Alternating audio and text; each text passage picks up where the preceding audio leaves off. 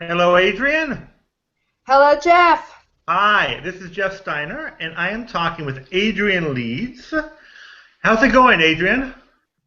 Well, that's to be determined. That's to be determined. Now, you have a petition. All right, you're based in Paris. You're an Yeah. American in Paris, and you have a petition. What's your petition about? I have a petition that is addressed to Madame Anne Hidalgo, who is the current mayor of Paris, to relook the current rental laws, which we basically feel, and several attorneys agree, that are unconstitutional because they don't actually give the rights to housing to anyone who wants to live in Paris less than 1 year. Okay. All right, interesting. So that may not make much sense, except that basically one is not allowed to rent a property for less than 1 year unless it is your primary residence. So if you own a secondary residence, like many foreigners do, many Americans certainly own a pied-à-terre in Paris, that does not enable them to use the apartment a few weeks a year and rent the rest of the year. Okay. And how does that affect, does it affect tourism then? When you talk about people that are there for, like, are you talking about someone who's there for a couple of weeks, a tourist, or is it somebody who's moving who wants to kind of find a long-term rental beforehand? Well, that's a very interesting question because it affects both of those people. It Okay. certainly affects tourism because it means that if someone who wants to come to Paris and stay in an apartment and not in a hotel, then the only apartments they can legally rent are the apartments that are already owned by someone and living in that apartment, which means the apartment itself is not really designed for short-term rental because Right, someone's personal belongings are there. right, Now, it also seriously affects, more importantly, it affects those people who need accommodations for less than 1 year. So let's talk about the person who comes for work and has to be in Paris 3 to 6 months, or someone who's even moving between apartments because their apartment's under renovation or for sale, or people who get divorced and need accommodations. There are right. many reasons that people need to live somewhere furnished less than 1 year. And based on this law, they don't have the right to that. So it makes no sense whatsoever. In other cities, the law has to do with 1 month minimum to try to avoid a lot of people in and out of a property, tourists. But Right, we're not talking about 1 month here. We're talking about 1 year minimum. right, right. And yeah, that must be pretty difficult. Why is the law as it is? Do you know?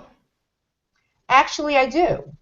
First of all, it starts with 1948, and it sat on the books for a really long time. And then in 2005, Bertrand Delanoë, the mayor at the time, took it out of the hands of the préfecture so that he could show his constituents that he was doing something about the housing shortage.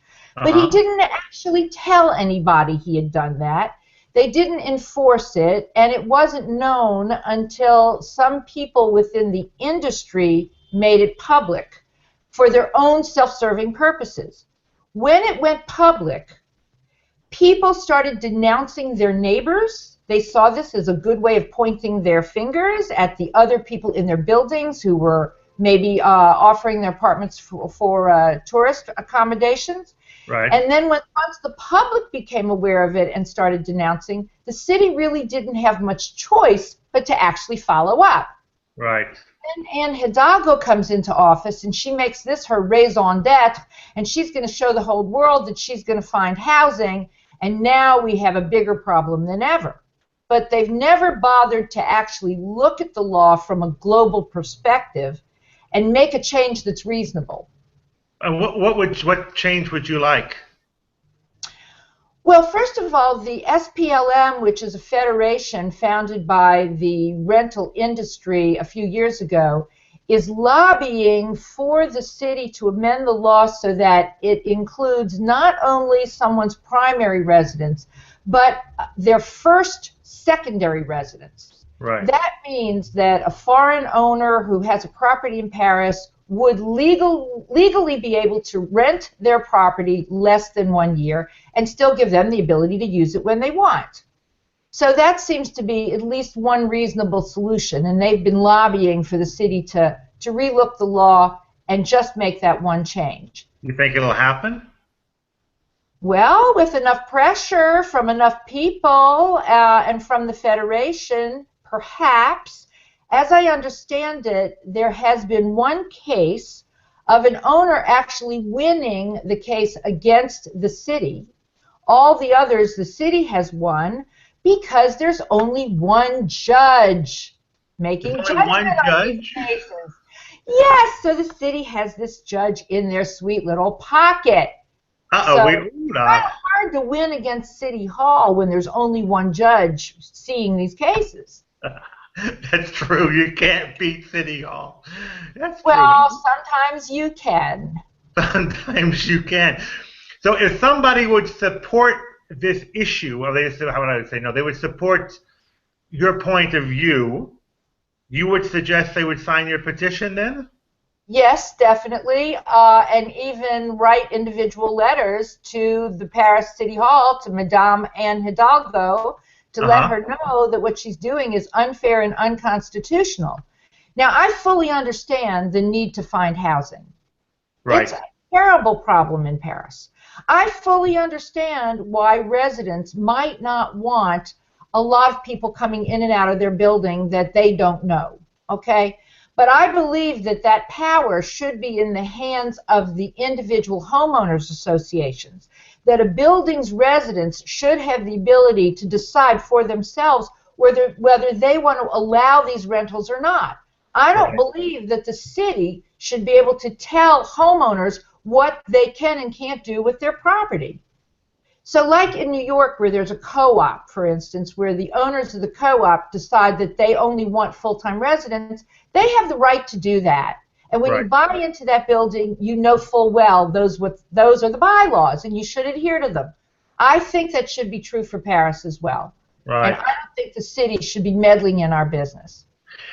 And the other cities that are more than 200,000 people, they're not enforcing the law? Are they interpreting it in a different way?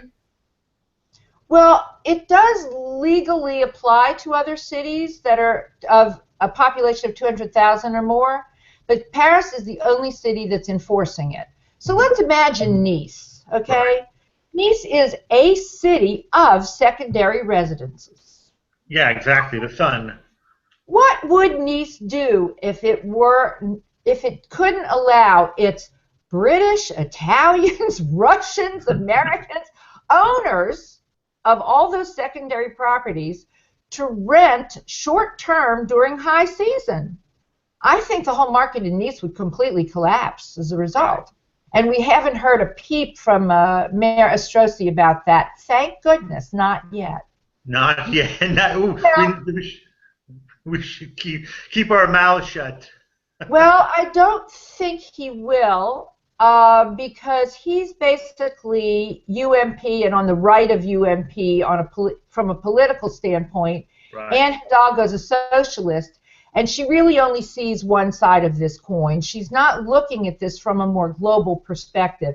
And the only thing I'm interested in is making this fair for everyone. You know, you cannot have a happy tenant if you don't have a happy landlord. There has to be a balance, and that's true in every situation. And I don't think they understand that. Right. No, I understand. And so, where can people find your petition?